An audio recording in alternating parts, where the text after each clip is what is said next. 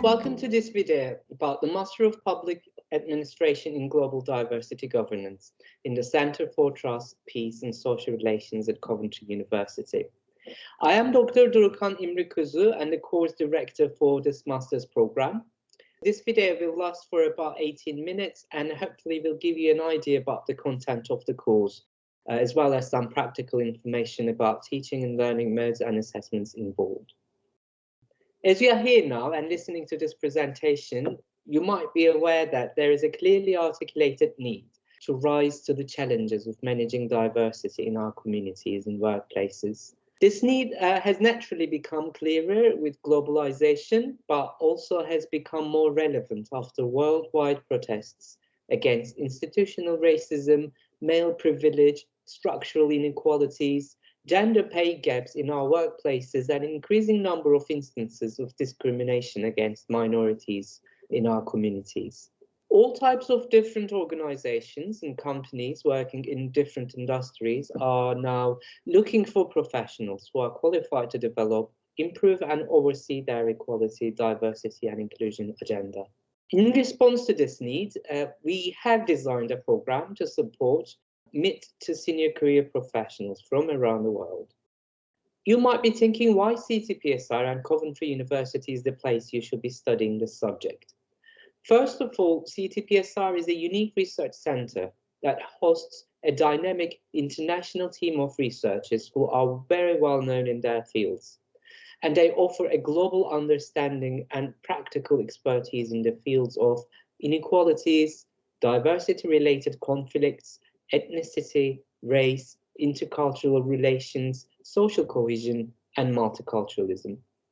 At CTPSR, we do not only focus on equality and diversity in the workplace, but also teach the role and importance of diversity in understanding the root causes of poverty, conflict, and crime at the societal level. We then also teach about various approaches to diversity that our students can use to deal with these problems in different settings. This means that the course we are offering at CTPSR is not only taught by a few module leaders, but each topic you are presented with will be taught by researchers who have done research on these issues at first hand. This means that your learning will be informed and shaped by up-to-date research throughout the program. On successful completion of the program, our students will have developed a range of skills. First, you will be able to illustrate academic knowledge pertaining to the conduct of diversity governance as practiced by key institutions and actors in different contexts. This is to make sure that our students learn how to comply with legislation and best practice relating to equality, diversity, and inclusion. Second, you will be able to contextually apply theoretical frameworks and approaches for understanding the nature of diversity governance and their implications for public policy and local service delivery. Each institution has different needs, so do different minority groups. And while one solution might be good for one institution and one group, it might not be suitable for others. Therefore, you will gain the skill and knowledge to identify the contexts in which certain approaches to diversity can be more successful than others.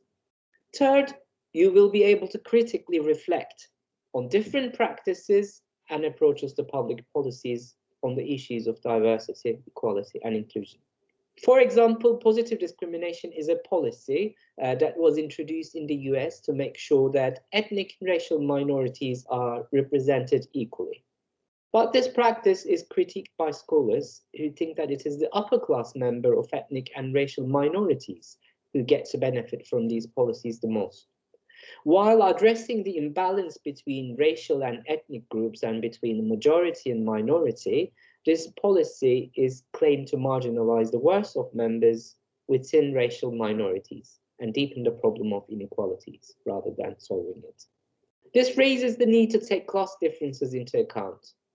This course will give you a deeper understanding of the complexity of diversity that is larger than ethnic and racial differences. It will also enable you to combine different approaches and considerations in different scenarios so that you can successfully manage diversity under different circumstances. Fourth, you will be able to systematically analyze, express, and justify how appropriate actions, interventions, and practical techniques can be applied as part of a wider framework to support new and emerging priorities in diversity governance. And finally, you will be able to rigorously conduct advanced research using the key research skills, including critical literature review, conceptualization, and contextual analysis. We are aware that many of our students took a break from their formal education to earn work experience before they come back to education and study with us. Therefore, we support our students with writing workshops, training on research method techniques, one-to-one tutorials on how to best write an analytical and critical article. You may want to hear more about some practical details about the course. The degree to be awarded upon successful completion in this program is Master of Public Administration in Global Diversity Governance. One of the most important things that distinguish us from other programs is the study route we follow. As part of the application process, candidates can present a summary of their work experience that is related to the learning outcomes of the course that I have just mentioned. In return, we evaluate our students' applications and provide them with 60 credits for their prior experience in learning. In terms of the teaching and learning modes, MPA in Global Diversity Governance is a blended program, which means that you will have the opportunity to attend face-to-face meetings during residential workshops, but the majority of the contents, lectures and seminars will be delivered online. I will later talk more about how we engage with our students in this program, and I will show you an example of the online platforms we use to make this clearer in detail. In terms of the assessment methods, we have essays, reports, case studies, literature reviews, critical evaluations, online portfolio, and presentations. Again, I will explain our assessment strategy with more detail later, but if I need to say one thing now, it would be that we diversify our assessment methods as much as we possibly can, so that everyone benefits from being able to present their learning in the format they feel most comfortable with. We need students to study 30 credits per semester in distinct modules of this program. This means that we don't have cross-semester modules. I like to call this a scaffolding structure, because modules in each term are connected to each other, and the things you learn in the first term also form a foundation for the content we teach in the second term. In order to make this clearer for you, I will explain the content of each module a little bit more here. In the first term, we have two modules. During the Key Concepts in Diversity Governance module, you get to learn about concepts that will help you understand the depth of diversity that manifests itself in different forms, the challenges it creates, and the concepts we use to define and manage them. For example, the concepts you will learn will include neurodiversity, unconscious bias, white privilege, male privilege, intersectionality, cultural appropriation, decolonization, assimilation, acculturation, and social mobility. You will also learn about different types of minority groups, as well as their problems and their changing needs. This will be taught in parallel to the intercultural dialogue module in the first term, and your learning in the Key Concepts module will make it much easier for you to study this module. For example, the concept of intersectionality that you learn in the Key Concepts module implies that individuals and groups carry multiple characteristics that overlap with each other. One person can be Black, gay, and Muslim at the same time. In the intercultural dialogue module, you get to learn in practical terms how to facilitate dialogue between people of different cultures with different protected characteristics. But the knowledge you gain about intersectionality in the Key Concepts module makes you sensitive to the fact that it is not always possible to approach a group or a person through the lens of only one culture, because otherwise would result in both stereotyping groups and overlooking the importance of individuals' agency. It is in this module that you're presented with practical tools to facilitate dialogue between different cultural groups, while making sure that you do not essentialize and stereotype the members of any cultural group at the same time. When you move on to the second term, in Key Approaches module, you learn about the key approaches to diversity governance. These approaches are informed by political theories such as multiculturalism, interculturalism, cultural recognition, the melting pot approach, and liberal nationalism. You also learn how these approaches feed into the public policies and policy documents, such as the Equality Act, the Universal Declaration of Human Rights, the freedom of speech, positive discrimination policies, autonomy and self-determination arrangements for national minorities, or refugee policies in different countries and their citizenship regimes. So your analysis of these approaches and these policies will be easier because you will already know the specific problems of each group from the first term and be able to understand which approach might be useful for the type of minority that you're concerned with. Simultaneously, in the diversity governance and context module, you'll learn about equality, diversity, and inclusion legislation and policies in different contexts in different countries. In addition to that, you also learn about the challenges of implementing these policies in relation to certain groups. And finally, you learn about the further problems that the implementation of these policies might create. For example, when cultural recognition is applied to patriarchal groups, this may result in further marginalization of women in such communities. With examples like this from different cases, you learn more about the tension between universal human rights and particularistic group rights.